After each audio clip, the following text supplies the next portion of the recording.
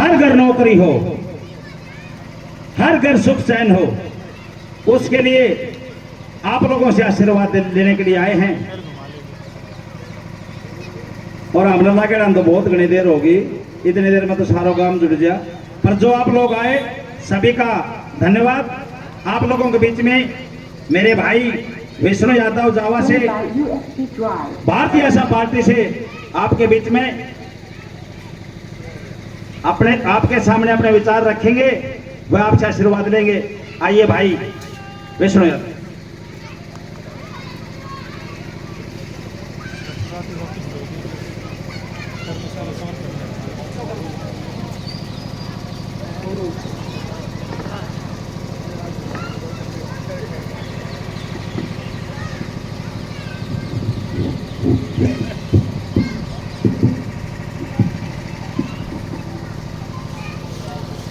सबसे पहले हमारी पुरातन संस्कृति के अनुसार इस नावा गांव की पावन धरती को मैं नमन करता हूं कि इन्होंने आप जैसे अच्छे श्रोताओं को और अच्छे मान सम्मान देने वाले साथियों को यहाँ भेजा।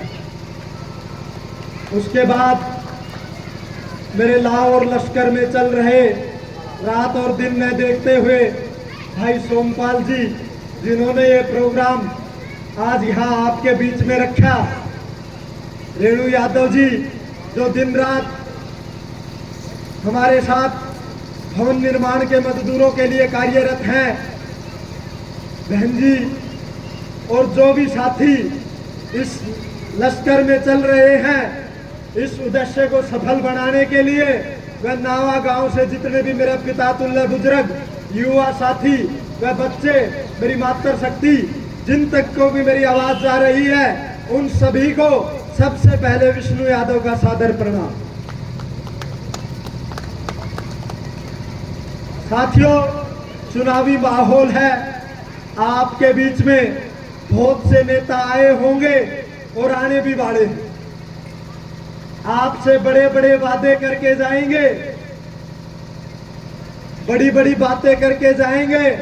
इस चुनावी मौसम में आते हैं फिर चले जाते हैं, बाद आप उनको देखते रहोगे, वो आपको मिलने वाले नहीं है, और वादे भी बड़े बड़े करेंगे। पर मैं कहता हूं, कोई भी नेता आए या आया होगा, हमारी तरह इस आने वाली नस्ल और फसल को बचाने की बात करे तो उसका समर्थन करना। अगर हमारी बातों से ये लगे हाँ भाई विष्णु यादव भाई आया है, हमारे समाज के लिए कार्य कर रहा है, इन सरकारों ने सबसे पहला डाका, मैं अभी बात करता हूँ, भाई साहब ने आते ही कहा कि भाई हमने तो 2 घंटा हो लिया, बोलती इतनी देर में सारो गांव भीड़ हो जाते हैं। वो सबसे पहला डाका इन्होंने हमारी जो भाईचारे की भावना थी उस पे डाला। किसने डाला? इन सरकारों ने डाला, हमारी भाईचारे की भावना के ऊपर डाला। हम जब छोटे थे या पापा हर बैठे हैं, आपकी उम्र के अंदर कैसे डाला मैं बताता हूँ। कोई आदमी गलत काम करता था, आप लोग कहते थे 5-10 आदमी मिलके, अरे फलाने भाई इधर आ, वो तेरा छोटा भाई है, तूने उसके साथ ये गलत किया है, उसका हक तू उसको दे दे, नहीं ठीक नहीं रहेगी। तो वो मानता था आपकी बात। आज समय ऐसा आ गया है बाबा, इन सरकारों ने इनको कानून दे दिए हैं। गांव की बेटी गांव में शादी कर रही है, उसको पता है पुलिस मेरी रक्षा करने के लिए आएगी, वो आपको नहीं मानती।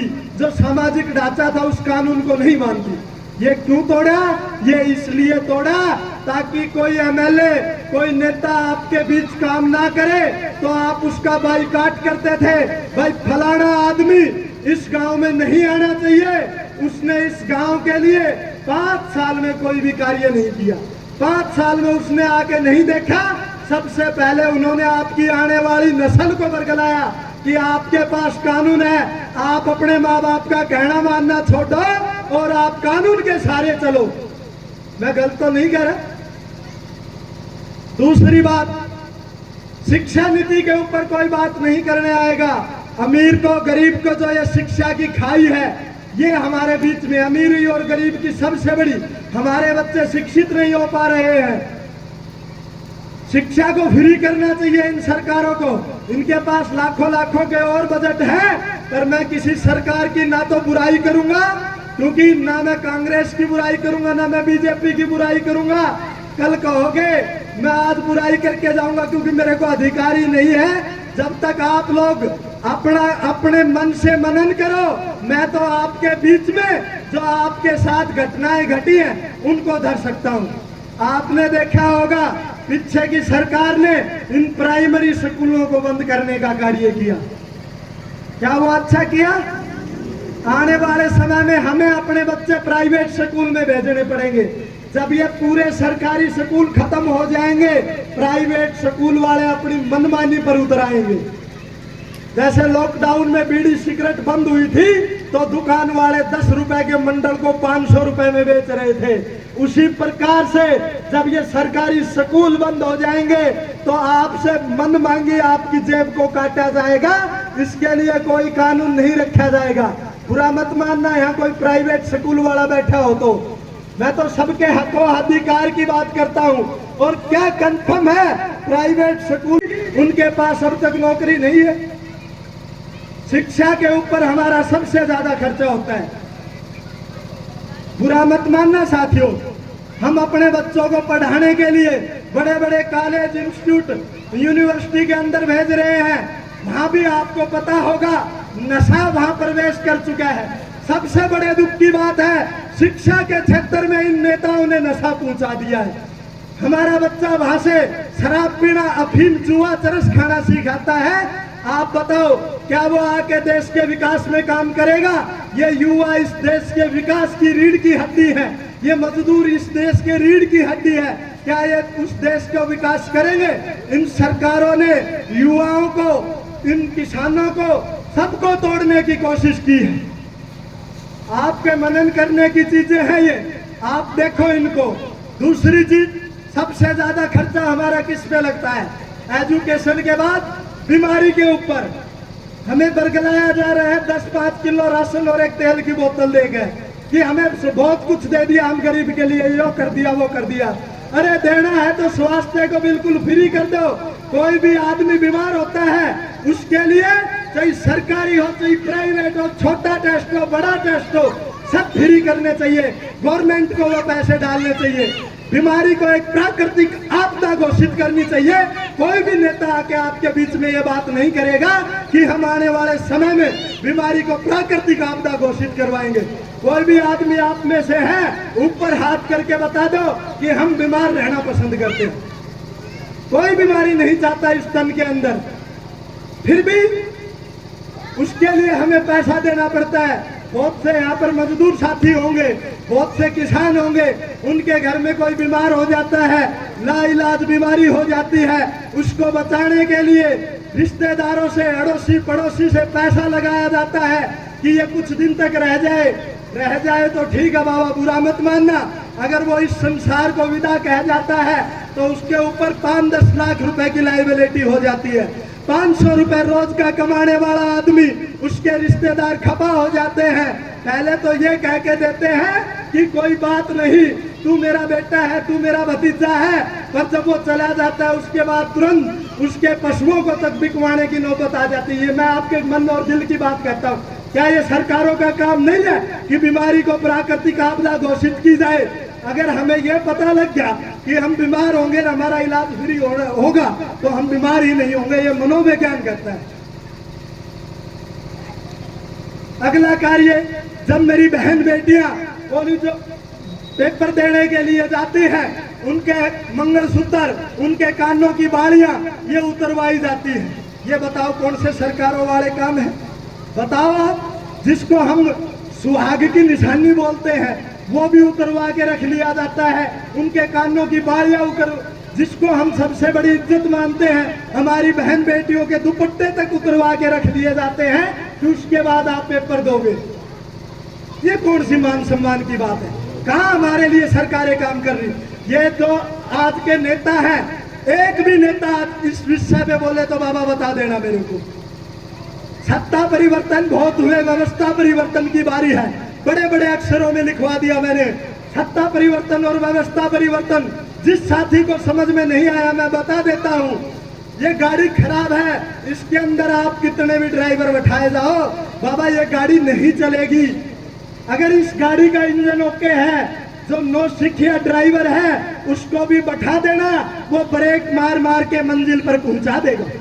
यहाँ पर चेहरे बदले जाते हैं, व्यवस्था नहीं बदली जाती। जब तक व्यवस्था नहीं बदली जाएगी, ना किसान को लाभ मिलेगा, ना जवान को लाभ मिलेगा, ना विद्यार्थी को लाभ मिलेगा, ना युवाओं को रोजगार मिलेंगे। हमारी व्यवस्था खराब है। व्यवस्था को सुधारने के लिए कोई भी नेता आपके बीच आए तो उसको मतदान करना। मैं नहीं कहता विष्णु को मतदान करना, इस व्यवस्था को सुधारने के लिए आपके बीच में कोई कहे कि हम व्यवस्था सुधार देंगे, चेहरों के ऊपर वोट मत करो बाबा। गाड़ी खराब है, ड्राइवर कैसे भी बैठाए जाओ वो नहीं चलेगी। सिस्टम करप्ट हो चुका है, यहाँ चेहरे बदल दिए जाते हैं। अब की बार दान सिंह, अब की बार बहादुर यादव, अब की बार फलाना यादव, अब की बार धिकड़ा। व्यवस्था को चेंज करने के लिए कोई बात नहीं करेगा, वो उसकी बुराई करेगा। उसी खेमे का पार्टी का नेता उसी पार्टी की बुराई करेगा, यार उसने वो कर दिया मैं वो कर दूंगा। अरे आपकी व्यवस्था ठीक होती तो आप भी कर देते। इस व्यवस्था की पहल के लिए हमने कदम उठाया है। वोट आपका अधिकार है, जहां आपको करना है वहां करना, पर सिर्फ आप मजबूती से मेरे साथ खड़े हो जाओ। मैं नया नहीं आया हूँ आप लोगों के बीच में। ये गाड़ी के ऊपर पोस्टर लगे हुए हैं, सारे महेंद्रगढ़ के क्रियाकलाप हैं। मैं तो हड़तालें करता हूँ मजदूरों के लिए, किसानों के लिए। जब लॉकडाउन जैसी भयंकर बीमारी चली हुई थी कोरोना के अंदर, मैं 45 दिन हड़ताल पे बैठा था। ये जितने भी पिक्चर लगे हुए माता बहने, ये सब मेरी एक आवाज से खड़ी होकर आ गई थी कि हाँ भाई विष्णु हमारे हक और अधिकार के लिए खड़ा है। आपकी वर्तमान सरकार या इसकी पिछले सरकार का बड़ा नेता एक बार भी नहीं आया जिसको आज आप लोग दिख रहे हो कि मजदूर मेरा वोट बैंक है, किसान मेरा वोट बैंक है, जवान मेरा वोट बैंक है। साथ फोटो खिंचवाने से कुछ नहीं होता बाबा। मैं बड़ा नेता होता, 20-30 गार्ड मेरे पास होते, आप लोग मेरी तरफ भागते, फोटो खिंचवा लिया मैं नेता बन गया। अरे बाबा उसके बाद आप उसके फार्म हाउस पे जाओगे आपको नहीं पूछेगा, ठीक है ना। फोटो खिंचवाने से आप उसके नजदीकी नहीं होगे, उनके लिए बहुत और लोग हैं। इसलिए नई व्यवस्था, नए परिवर्तन का साथ निभाना है। और अब की बार ईंट से ईंट बिठा देंगे, विष्णु को जिता देंगे। नंबर 6 के ऊपर ईंट का चुनाव चिन्ह जो हर मजदूर के हाथ में रहती है, जो ना माने तो मार दे और मान जाए तो दबा देना है। आपका 6 नंबर का निशान है, ईंट का निशान है। अब की बार ध्यान रखना है, आपको ईंट के निशान के ऊपर मतदान करना है। आपके छोटे बेटे को, भाई को विजयी बनाना है, विधानसभा तक पहुंचाना है। मैं आपके गौरव की, मान सम्मान की बात करूंगा। एक विषय और रह गया मेरा, टोल टैक्स। घर में कोई बीमार है, हमारी जमीन के ऊपर से रोड गया हुआ है, आपकी जमीन से, आपके मकान के ऊपर से रोड निकाल देते हैं। अंग्रेजों के जमाने में होता था, हम छोटे थे जब किताबों में पढ़ते थे कि किसी रोड पे जाने के लिए हमें अंग्रेजों को टैक्स देना पड़ता था। अरे आज तो हम स्वतंत्र हैं, वो सन 1947 की बातें थी। आज हम 2024 में भी किसी भी रोड पे जब चलेंगे, जब हम टैक्स दे देंगे, हमारी जेब को बार बार काटा जा रहा है, हमारी जेब को बार बार काटा जा रहा है। अरे जब एक नई गाड़ी निकलती है बाबा, उसकी कीमत 10 लाख 20 लाख जो भी होती है, उसके ऊपर गवर्नमेंट अपना टैक्स ऐड करके कि 2 लाख रुपए आपकी वैल्यू के अनुसार इसके ऊपर टैक्स। गाड़ी आपको 22 लाख की पड़ेगी, एक्स शोरूम प्राइस इसका अलग है। उसके बाद आप जब रोड के ऊपर निकलोगे, आपकी बहन बेटी साथ बैठी है, वो मस्टंडे ध्यान नहीं रखते, आपकी इज्जत को उतारने की कोशिश करते हैं, आपको भला बुरा कहते हैं। क्या ये सरकारों के काम है? बताओ आप, क्या ये सरकारों के काम है? मैं कोई भी विषय आपसे बाहर का नहीं रख रहा, मैं ना झूठे वादे कर रहा, ना बड़ी बड़ी बातें कर रहा। मैं तो आपसे पूछता हूँ, आपके हृदय से मनन करके सोचो, क्या ये सरकारों के काम है? अरे इमरजेंसी है, हम उसको बता देते हैं कि मेरा भाई मौत से जूझ रहा है, मुझे जल्दबाजी में निकल गया। नहीं कहेंगे आप आधा घंटा यहीं लगाओ, हमारा मीटर चलेगा। तो आपकी मनी को, आपको सबको कंट्रोल कर लिया है इस सरकार ने। आप इससे अभी जागने का समय है, आगे नहीं जागे तो समय और भी बुरा आने वाला है। आपकी मनी भी कंट्रोल है। आप चाहे कितने भी लखपति करोड़पति हो, बैंक में जाओगे, आपका भाई भतीजा बीमार है या किसी को पैसों की जरूरत है, वो कहता है 1 घंटे में मेरे को 2 लाख भेज दो, नहीं तो ये बात हो जाएगी। बैंक वाला कह देगा सर्वर बंद है। आपके पास आपका पैसा है, आपके पैसे से भी आप अपने रिश्तेदार की, यारे प्यारे भाई बंधु की मदद नहीं कर पाते। आपकी मनी को कंट्रोल कर लिया है। अगली बात, आपका सब कलेक्टर रेट के अनुसार इन्होंने कि मैं अपनी बिटिया की शादी कर लूं, आगे का रोजगार कर लूं। आपने सभी ने किसान के KCC कार्ड के नाम से हमारी सबकी जमीन बैंकों में गिरवी रखी है। इतने इतने गुट्ठे लगवाते 100। उसके बाद भी हमें मिलता क्या है कि आपके 1 बीघा के ऊपर आपको 1 लाख रुपए मिलेगा, जबकि हमारी जमीन की वैल्यू 10 लाख, 20 लाख, 50 लाख रुपए होती है। जब भी 1 लाख रुपए दिया जाता है। हमारी मांग है आने वाली सरकारों से, या हम आते हैं तो पहली कलम से जो भी जमीन का रेट होगा उसका 50% लोन बैंकों को करना चाहिए। श्वेत क्रांति की तरफ इन सरकारों का ध्यान नहीं है। आप देखते होंगे 10-10 किलो दूध की ढाक 1-1 लाख रुपया की होगी। किस लिए होगी? क्योंकि लोगों ने पशु रखना बंद कर दिया है। बाबा बुरा मत मानना, ये सरकार, कोई भी मंत्री आपके बीच में आके ये नहीं कहेगा। मैं इसलिए कहता हूँ, मैं आपके बीच का बेटा हूँ। 2.5 किला का जमींदार को छोड़ो और हिम्मत ले गए विधानसभा में खड़े होने की, मेरे लिए तो यही बड़ी बात है। मंजिल मिलेगी ना मिलेगी वो तो मेरे मुकद्दर की बात है, मैं कोशिश ना करूं वो गलत बात है। और जिंदगी जख्मों से भरी है, वक्त को मरहम बनाना सीखो, हारना तो एक दिन मौत से भी है, फिलहाल जीना सीखो। जितना भी काफिला चल रहा है आप लोगों की सहायता राशि से चल रहा है। सबसे बड़ी बात बताता हूं, मेरे पास पैसा नहीं है बाबा। लोगों ने कहा प्रधान जी आप हमारी आवाज उठाओ, धन हम देंगे आपको।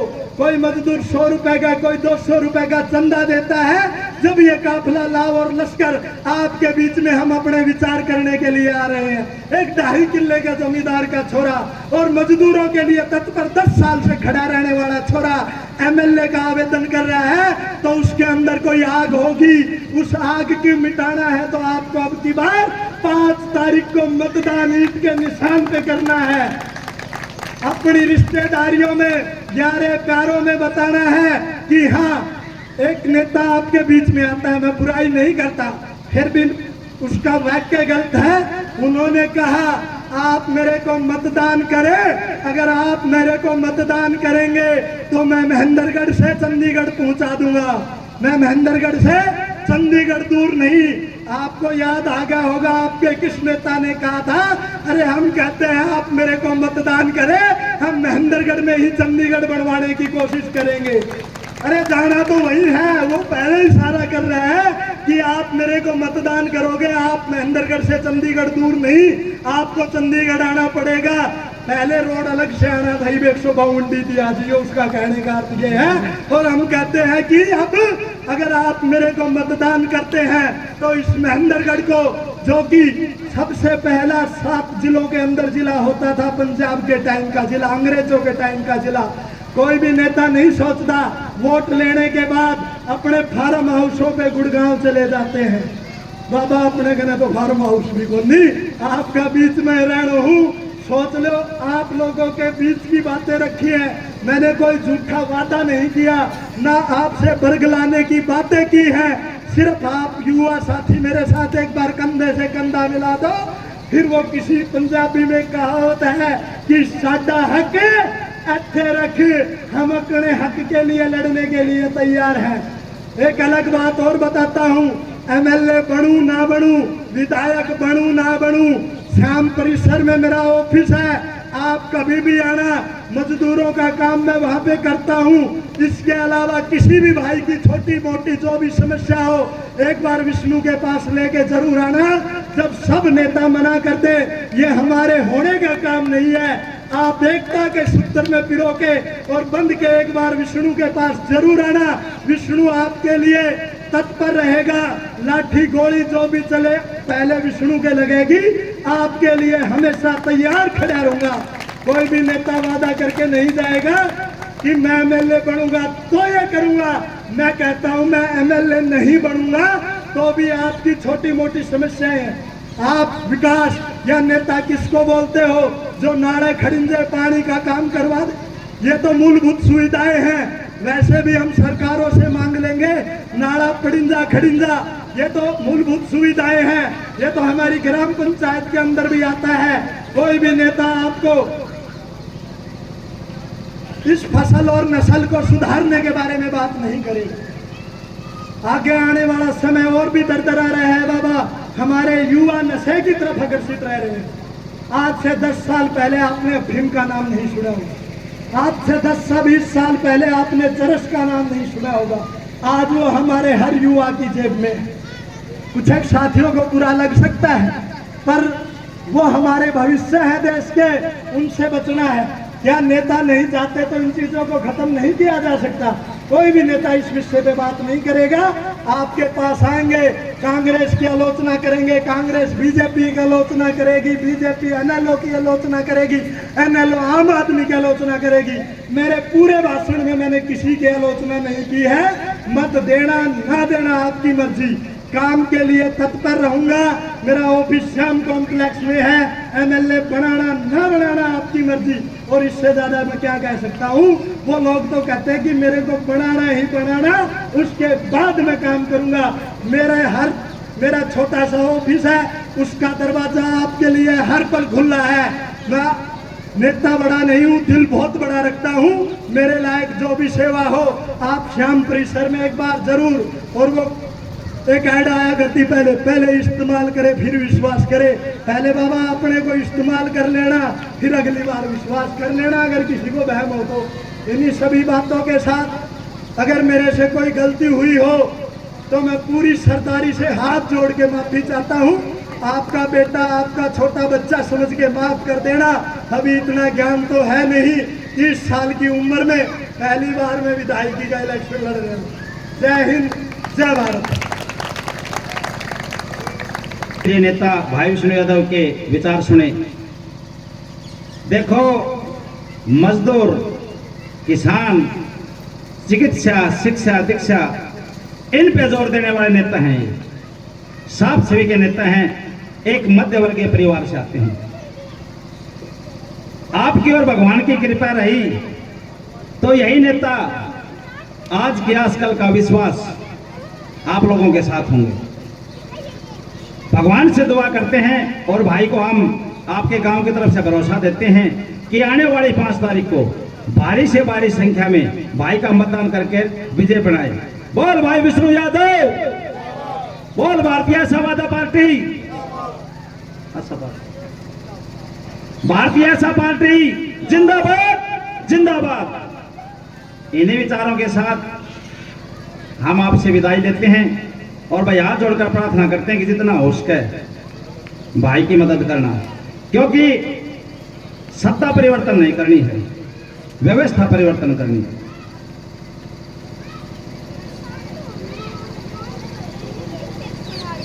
तो इन्हीं बातों के साथ सभी का हाथ जोड़कर धन्यवाद है। धन्यवाद।